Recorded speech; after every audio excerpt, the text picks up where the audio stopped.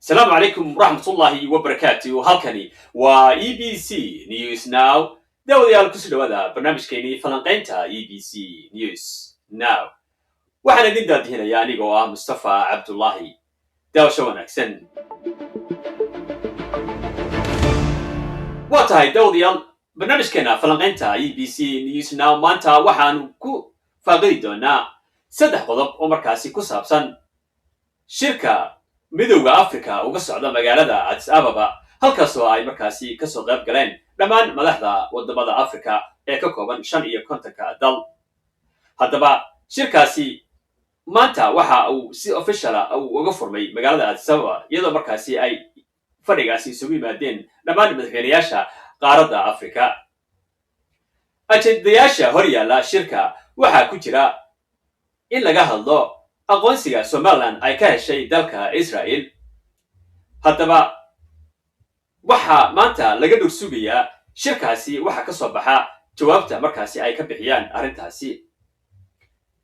haddaba barnaamijkeena falanqaynta maanta waxaanu ku eegaynaa saddex qodob. saddexdaa qodob oo markaasi kala ah: sidee Soomaaliya ku heshay kursiga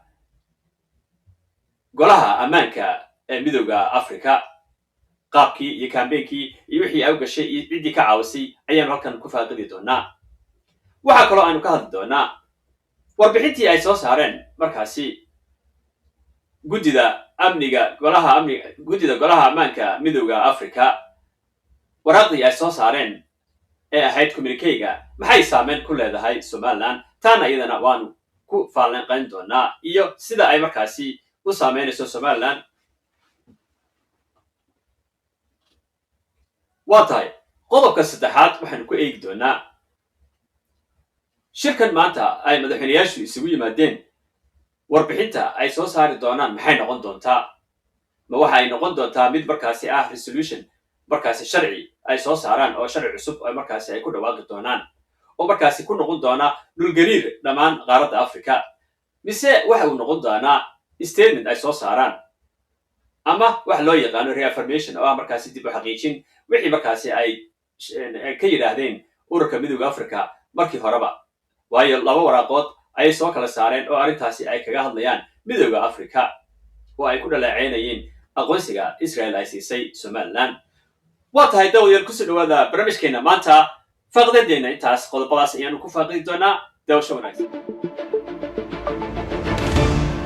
waa tahay sidaad la wada socotaan baa shirka midowga Afrika ee ka socda magaalada Addis Ababa waxaa halkaasi isugu yimid 55 dal oo markaasi ka qaybgalay shirkaasi. waana shirkii sanadeedka ahaa ee caadiga ahaa ee ay kulmi jireen wadamada midowga Afrika. haddaba sanadkan qodobada ajendayaasha hor yaalla waxaa ku jira Somaliland aqoonsiga ay ka heshay dalka Israel. ajendaha Somaliland uguma jirto si markaasi gaar ah oo markaa ay qodob gaar oo Somaliland ku saabsan ah ma aha, balse waxa ay ku hoos jirtaa qodobka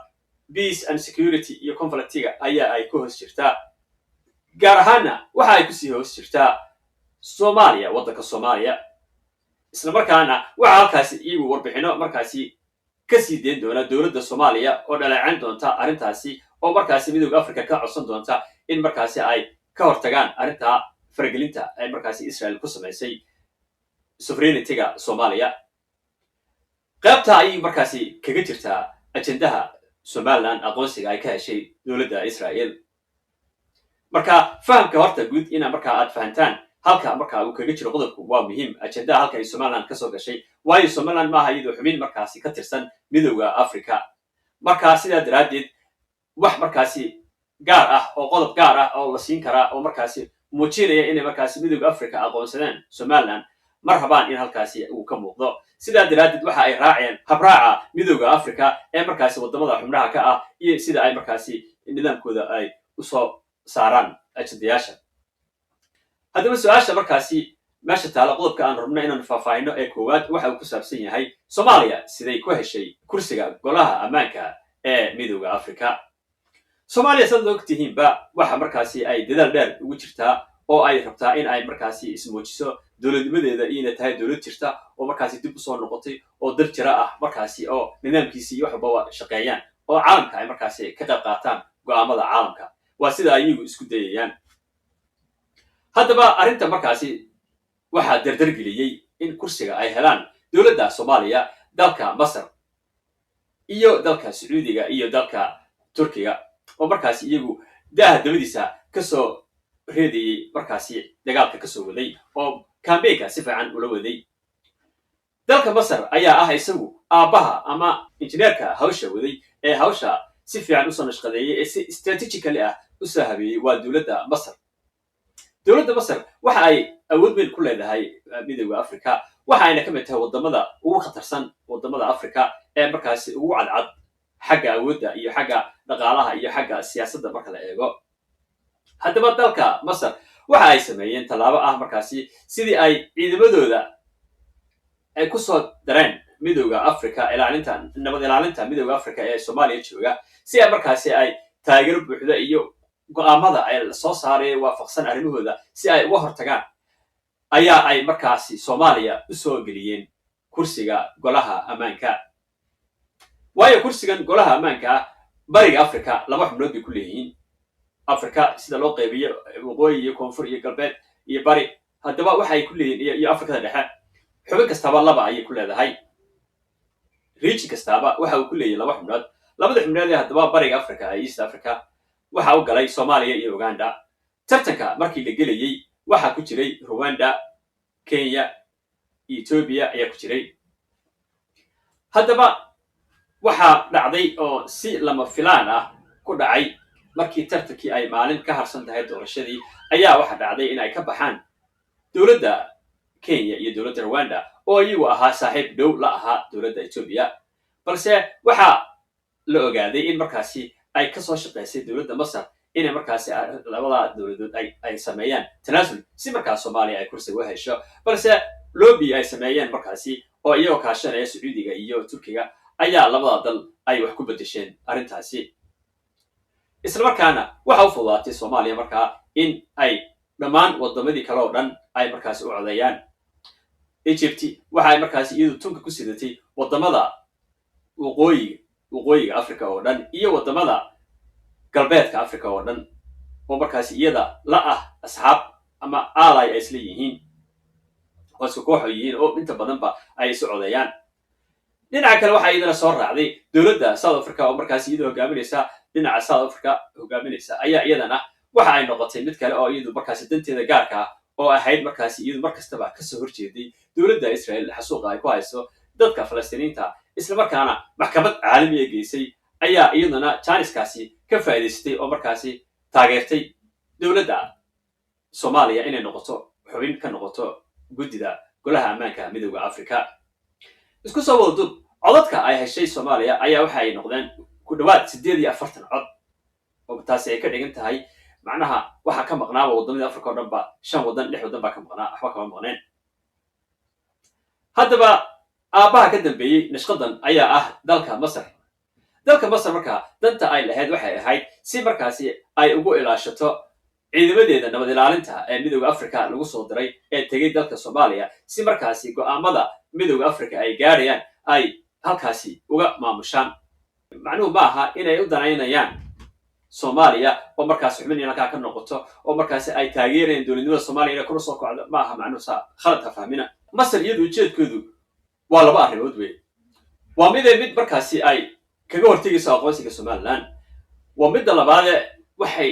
doonaysaa in ay markaasi ay hesho awaamiirta iyo qodobada mar kasta laga soo saarayo golaha ammaanka ee midowda africa ee khuseeya nabad ilaalinta ciidamada soomaaliya oo markaasi hadda iyadu ay ka mid tahay inay iyadu majaraa u qabato oo ay markaasi go-aanka halkaasi ay markasta iyadu hogaamiso oo waxay u baahan tahay ba ay halkaa ka samayso ujeedka ugu muhiimsan ay iyadu u samaysay arrintan waa arrintaasi arrinta labaadna waa inay aqoonsiga somaliland ka hortagto si markaasi aanay etoobiya bad u helin oo markaasi etoobiya ay ka bologarayso inay bad hesho marka labada arrimood ayaa markaasi masar ay ujeedka ay soomaaliya usoo gelisay golaha ammaanka ay tahay soomaaliya markaa iyagu halkaa waxaa kusoo baxay janis waxay ku heshay magac dhinacna waxay ku heshay in markaasi ay noqoto meel ay iyada qudheedu markay doontaba ay amar halkaasi kasoo saarto oo ay ku dacweynayso waddankay doonto ay markaasi xidhiir la yeesha somaliland iyo wixii ku saabsan markaasi somaliland aqoonsi ah ay hesho oo somaliland oo kale oo ku saabsan gudaha africa haddaba waxay fursad u tahay markaasi dowladda soomaaliya inay halkaasi markaasi ay dhaleeceyn karto dowlad kasta ama ay kusoo rogi karto dacwad markaasi dowlad kasta oo markaasi aqoonsita somaliland ama xidhiir si gaar ah ula samaysa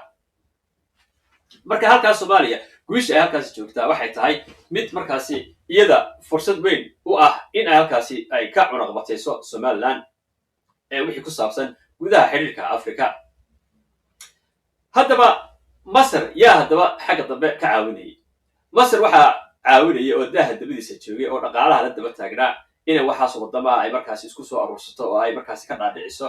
weliba dhinaca east africa in ay xooga saarto oo ay kenya iyo bahashii rwanda ay gacanta kusoo dhigto oo ay ka reebto tartanka waxaa ka dambeeyey waa dowladda sacuudiga oo dhaqaalaha badadiisa ku bixisay waayo lobbyinga marka la sameeyo waddamada waxbaa la iswadaarsadaa fikrado waxa la iswadaarsadaa dhaqaalaha haddii noqoto oo markaasi iyo mashaariic iyo anna waxaan kuu sameyn anna waxaan ii samey macnaha waa iswadaarsi waa diplomatic way of relationska macnaha xiriirka diblomaasiyadeed ayaa noocaa ku shaqeeya waxbuu kuu sameynaya waddankan anda waxbaad ugu bedelaysaa waxbay kala bedesheen laakiin lama oga waxa ay kala bedesheen laakiin waxaa xaqiiqa in arrintaasi markaasi ay ku timi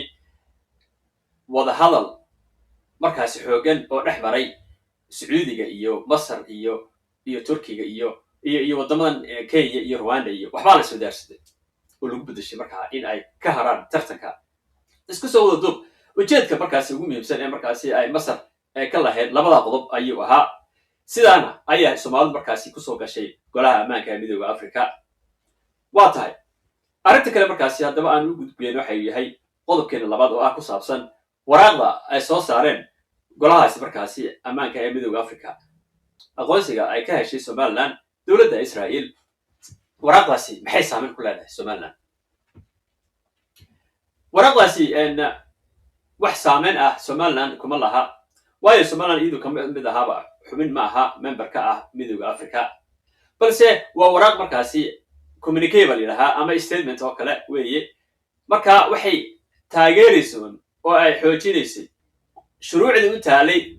midooda africa iyo warbixinihii hore ay soo saareen midooda africa ee ku saabsanaa aqoonsiga somaliland ayun bay xoojinayeen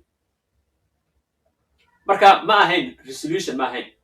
resolutionna iyagu ma soo saaraan waa inaad ogaataan macnaha fadliga u dhexeeya resolutionka wax soo saara waa assemblyga ayaa soo saara assemblyga markaa resolutionka ay gaaraan ayaa waxa uu noqdaa sharci cusub markaasaa loo codeeyaa oo markaas food loo qaadaa haddaba kuwani waa guddi hoosaad weeye markaa iyagu resolution markaa ma aha oo ma noqon karo waa inay u codeeyaan waxa iyagu soo saaraan ama awaamirta ay soo bandhigaan ayay usoo gudbiyaan assemblyga guud usoo gudbiyaan golaha guud ee markaasi madaxweyneyaasha xubnaha ka ahay ayaa loo soo gudbiya iyagaa markaasi go-aan ka gaara oo markaasi waxay ka dhigaan wax la yidhaaho resolution oo ah markaasi go-aan axdiga midooda africa ayay kasoo saaraan resolution markaa waxlaasa loo yaqaana waa axdi oo go-aan cusub oo sharciga markaa dhaqan gala oo ay fulinayaan khasabna ku tahay inay fuliyaan dhammaan waddamada ka ah xubnaha midooda africa haddaba ma ahayn waraaqdaasi ma ahayn mid markaasi go-aan saasoo kale ah ma ahayn oo markaasi iyagu shaqana kuma laha waa laakiin xaqiijin iyo sii ay adkaynayaan in ay kasoo horjeedaan aqoonsiga ay markaasi siisay israa'iil somaliland haddaba wax saameyn ah kuma laha somaliland haddaba waxaa kaloo jira markaasi fursadda markaa halkaa somaliland uga bannaan waxay tahay weli way haysataa fursadda ah somaliland inuu waddan kale oo afrikaana uu aqoonsado oo ku dhawaaqo weli way haysataa fursaddaas way u bannaan tahay waayo waxay ugu bannaantay waxay tahay haddii somaliland laga soo saaro resolution laga soo saaro axdigaasi oo markaasi dhigaya in somaliland wax la yidhaahaa aanay jirin dal ahayn isla markaana dalkii markaasi ictiraafa ee afrikaana lagu qaadi doono shuruucda midooda africa u yaala haddaba waa inaa fahantaan arrintaas waayo muhiim weye maxay dadku waa inay fahmaan haddii aan waxan axdi ahayn saameyn kuma yeelanayso somaliland laakiin haddii axdi ay tahay oo markaasi resolution markaasi uu assemblygu uu saxeexay oo soo wada saaro qodob ah sharci ah oo sharci cusub ay abuureen ah in aan somaliland wax la aqoonsan karin waa marka ay somaliland albaabka uu kasoo xidhmayay wadamada africa in ay aqoonsadaan waana arrin adag in markaasi ay dhacdo in maanta shirka maanta halkaasi uu kasoo baxo oo ay markaasi sameeyaan ahdigaa cusub waayo waddan kastaaba isaga ayaa markaasi haysta dhibaatooyinkiisa iyo wixiisa qodobkaa saddexaad ayaanu ku faalan doono sidaa daraaddeed somaliland weli waa u furan tahay in etoobiya ay ictiraafto etoobiya waxa ay markaasi mar walbaba ay dib ugu riixanaysaa oo ay la sugaysaa jaaniska halka ku habboon waa sababta aad la yaabantihiin etoobiya ay la aamusan tahay oo ay la leeyahay etoobiya maxay wax ictiraafi lahayd etoobiya waxay ku dhex jirtaa midooda africa ayay ka mid tahay etoobiya way ogtahay saamaynta iyo cunaqabateynta midooda africa markaasi ay saarayaan haddii ay arrintaasi ku dhaqaaqdo marka waa inay si mugle oo miisaan leh ay wax u falanqaysaa oo ay u eegtaa oo ay u sugtaa xilligay ku habboon tahayna ay samaysaa arrintaasi haddaba qodobkeenna ugu muhiimsan ee markaasi meesha yaalla ayaa waxa uu yahay maanta shirkan dhacaya ee socda maanta ee isugu yimaadeen madaxweynayaasha africa ee shirkii caalamiga ahaa ee midooda africa ah maxaa ka soo bixi doona su-aasha markaa hadda aanu halkan ku falanqaynayna waa taa qodobada ka soo bixi karaa maxay noqon karaan maxayse saameyn ku yeelan karaan somaliland laba qodob oo markaasi iyagu macquul ah oo markaasi ugu macquulsan inay laba warbixinood ay soo saari karaan oo macquul ah midna iyadu markaasi macquul maba ahaba uma ekaba inay arrintaas ku dhaqaaqi karaan marka shirkan saad la wada socotaanba wadamada africa iyaga ayaa waddan kastaaba problemkiisu haystaa dhibaatadiisu haystaa qaar baa maaragtay dictators ka haysta wadamada qaar waxay ku qabsadeenba afgembi hadda iminka sida masar oo kale afgembi bay ku qabsatay masar marka iyadaa problemka gaarkaa wadata marka haddii ay markaasi ay keenaan miiska soo saaraan ay yidhaahaan maxayda ha laga dhigo new resolution ha laga dhigo aqoonsiga somaliland gebigeeda hala blogareeyo oo africa o dhan ha laga blogareeyo iyadii ayaa dib loo tixraacaya problemadeeda ninkan madaxweynaha ka ah meesha hadlaya ee cc isaga gudhiisa ayaa afgembi ku qabsaday masar doorasho kuma iman nidaam sharciga kuma iman xoog buu ku qabsaday afgembi ku qabsaday marka africa iyada qudheedii ayaa markaa dhibaato dhexdeeda iska haysataa waddan kastaaba problemkiisa gaar ku haysta sidaa daraaddeed iskuma taabtaan waxyaalaha sensitiveka ah ee markaasi midooda africa ku burburayo faraha lama galaan marka qodobkani maadaama uu yahay qodob iyaga maxeeday wadamadaas aan saameynayn laakiinse ka baxsan aqoonsigan uu yahay aqoonsi ka baxsan africa oo aan ahayn midooda africa dhexdiisa ahayn sidaa daraaddeed mas taabanayaan iskumana taabanayaan inay qodob cusub ay ka dhigaan waayo waxay ogyihiin waxa dib iyaga kaga soo bixi karaa hodhow markaasi uu ku burburi karo midooda africa inay markaasi ku kala baxaanba ururkaas haddaba laba statement ayaa muhiim ah oo ugu macquulsan boqolkiiba 99 la odhan karaa waa ay soo saarayaan maanta labada statement mid waxa weeye waa reaffirmation or communicate reaffirmation iyo communicate waxay yihiin waa isku mid waa statement markaa ay soo saaraan statementkaasi oo markaas ah inay dib u xaqiijin oo dib u xoojin sii sameynayaan wararkii iyo warbixintii ay ka soo saareen midooda africa markii ugu horreysay israa'iil ay aqoonsatay somaliland waraaqihii hore ay usoo saareen ayaa ay sii adkeynayaan ay leeyihiin anagu waxaanu taageersannahay midnimada soomaaliya sidaa daraaddeed ma aqbalayno aqoonsiga ay israa'iil siisay somaliland taasi waata ugu macquulsan maanta kasoo bixi doonta kulankooda marka uu dhammaado madaxweynayaasha midooda africa shirka halkaasi uga socda waa tahay qodobka kale markaasi ee macquulka ah laakiin aan macnaha aan la filaya inaanu dhicin waa in markaasi ay soo saaraan wax loo yaqaano maaragtay strong statement marka statement culus oo markaasi oo adag oo diplomatic ah oo markaasi mid saameyn ku yeelata israa'iil oo markaasi iyadu si toos ah uga hadlaysa dowladda israa'iil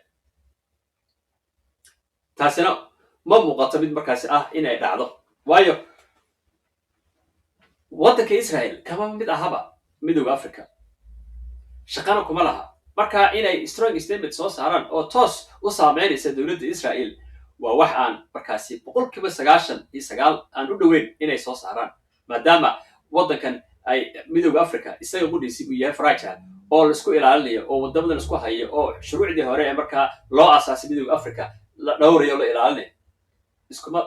daardaarayaan wax afaara markaasi ka baxsa iyaga ma rabaan inay isku sii galgalaan laakiin waa macquul inay soo saaraan statement toos ay ku dhaleeceynayaan dowladda Israel boqolkiiba 90na uma badna inay soo saarayaan waayo saameynteeda ay ku leedahay markaas arrintaasi waa Israel waddan ka tirsan ma ahaba Afrika marka wax macnaa uma sameynayso inay toos u abaaraan iyada waa tahay arrinta kale markaas iyadoo aan la filayn in ay markaasi ay dhacdo ay halkaas ka soo baxdo waa inuu midowga Afrika ay new resolution ay soo saaraan ku saabsan aqoonsiga Somaliland waata markaasi iyada ugu muhiimsan ee Somaliland markaasi saameynta ku yeelanaysa waa qodobkaas taasina boqolkiiba 99 ma dhacayso inay new resolution ka soo saaraan aqoonsiga Somaliland oo yiraahaan Somaliland wax yiraaha ma jirto lama aqoonsan karo dalkii Afrikaana aqoonsadana sharciga midowga Afrika ayaanu markaasi la tigsanayna waa wax aan aqliga geli karin oo markaasi adag in ay markaasi qodobkaasi halkaasi ay ka soo saaraan ahdi cusub oo midowga cusub oo midowga Afrika lagu soo daro kaas oo la diiwaan geliyo oo sharciyeedooda lagu daro waayo waddan kastaaba dhibaatadiisu leeyahay saameyntiisu leeyahay waddan kastaaba problemo badan buu haystaa oo markaas ku saabsan arrimaha siyaasadda Afrika marka xeeday arrintaasi way adag tahay in ay dhacdaa in laga soo saaraa new resolution maanta golaha midowga Afrika shirka ay ku leeyihiin magaalada Addis Ababa oo kaas oo markaasi lagu level gareeyay oo sharci lagaga dhigay sharci cusubna noqonaya haddii la yiraahdo Somaliland wax la yiraahdo ma jirto mara aqoonsan kartaan arrintaasi waa arrin adag sababaha markaasi maxay ay ku adag tahayna waxa weeye maxay Somaliland waxa aqoonsaday waddan ka baxsan wadamada Afrika xubinta ka ah midowga Afrika sidaa daraadeed wax quseeya ma aha oo ururkani isaga dhexdiisa ay ka hadli karaan ma aha waa arrin external ah dhaleecaan sidii ay waraaqihii hore usoo saareen oo kale ay statementada ahaa way dhaleecayn karaan oo way samayn karaan laakiin in ay sharci ka dhigaan oo ka soo saaraan marnaba ha ka sugin boqolkiiba 99 haddii arrintaasi dhacdo arrimo badan baa dhacaya Afrika waa isku dumaysaa Afrika nin kastaba khaladaadkiisa baa lasoo qabanaya miiska lasoo saaraya ninna marba markaa in khaladkiisa lagu qabto midowga Afrika shuruucdu taala ayaa waxa ka mid ah wax la yiraahdo in maartay concession lagu dhameeyo waxyaalaha politicalka diblomaasiga ee Afrika dhexdeeda in lagu dhameeyo waxyaalaha problemada Afrika dhexdeeda markaasi in concession lagu dhameeyo concessionkaas markaa waa maxay in markaa wada xaajood markaasi wax kastaba lagu dhameeyo oo aan la gaarsin heer markaasi extreme ah oo ay gaadho in ay wadamadu isu kala baxaan oo midowga Afrika halkaas ugu burburo marka mar rabaan wax aan iyaga wadamadooda aan qosaynin oo Afrika qaaradda aan qosaynin in markaasi ay isku qabsadaan oo halkaasi ay isaga hor yimaadaan oo markaasi dhibaato meeshaasi ka dhacdo ma ogola si markaasi looga fogaado arrintaasi oo stability wax la yiraahdo marka ay meesha u noqoto oo markaasi laga fogaado conflictiga ayaa waxaan ay u sameeyeen shuruucda ay u dhigteen midowga Afrika sidaa daraadeed iyagoo markaasi arrintaa ka duulaya ayaa waxa ay rabaan inay statement official ah ay soo saaraan oo markaasi ay ku dhaleeceynayaan ay ku xaqiijinayaan in ay markaasi ka xun yihiin in aqoonsiga ay dowladda Israel ay sameysay oo markaasi aanay habooneen in Israel ay arrintaasi ay sameyso ayna dib ugu noqoto tii hore ee markaasi ay soo saartay golaha ammaanka midowga Afrika ayuun bay markaasi dib ugu noqonaysaa waraaqaas markaa waxay noqonaysaa waa reaffirmation iyo communique ah maxaa reaffirmation waxa loo qaybiyaa communique reaffirmation iyo statement saddexda qaybood inta badan lagu soo saaraa warbixinada marka statement waa statement marka chairman ama soo qoro ama guddi hoosaadka soo qoraan ama assemblygu marka ay soo saaraan communique waa sidoo kale waa la mid laakiin reaffirmation wuxuu kaga duwan yahay oo kaliya waa wixii hore la soo saaray statement hore loo soo saaray iyo communique hore loo soo saaray ayuu bay xoojin ku sameeyeen reaffirmation macnaheedu waa dib u xoojin ama dib u xaqiijin in marka wixii hore la sameeyay in aan ku sii adkeenin waa dib u adkeyn shuruucdii warbixintii hore aan soo saarnay iyo shuruucdii hore u yaalay OAU ayaanu iyo policy hore u yaalay midowga Afrika ayaanu xoojinaynaa macnaheedu waa intaa haddaba waxa la oran karaa markaa shirka maanta waxa ka soo baxaya waxay u badan tahay boqolkiiba 99 inay noqon doonto markaa statementkaas ama communique ku saabsan aqoonsiga Somaliland ay ka heshay dalka Israel ma sheegin anigu haddii Afrika markaasi ay seefta galka kala baxayaan oo iyagu markaasi isku soo jeesanayaan waa markaasi midowga Afrika uu markaasi burburi doono halkaasi ku burburi doono taasi waa scenario kale weeye oo markaasi u baahan falanqayn gaara in laga sameeyo iyo aragtiyo kala duwan oo fara badan research lagu sameeyo haddaba waxaa markaasi halkaasi ka muuqata in Chiniiska Somaliland ay haysato ee ah inay ka hesho aqoonsi waddan ka tirsan midowga Africa uu weli albaabkaasi furan yahay isla markaana waddanka hawshaas ku dhawaaqa uu markaasi Chiniiskeeda uu markaasi la iman doono waxyaalaha markaasi macquulka ah dawladda idinku qudhiina fikirkiina kusoo dhiibta comment-ka oo markaasi ka faalooda arrintan waa qodobo muhiim ah markaasi saameyn ku leh aqoonsiga Somaliland waa tahay waa Mustafa Cabdullaahi Ondile isma dhaafno kala socay BBC arrimaha bariga dhexe iyo bariga Afrika. Assalaamu calaykum waraxmatullaahi wabarakaatuh.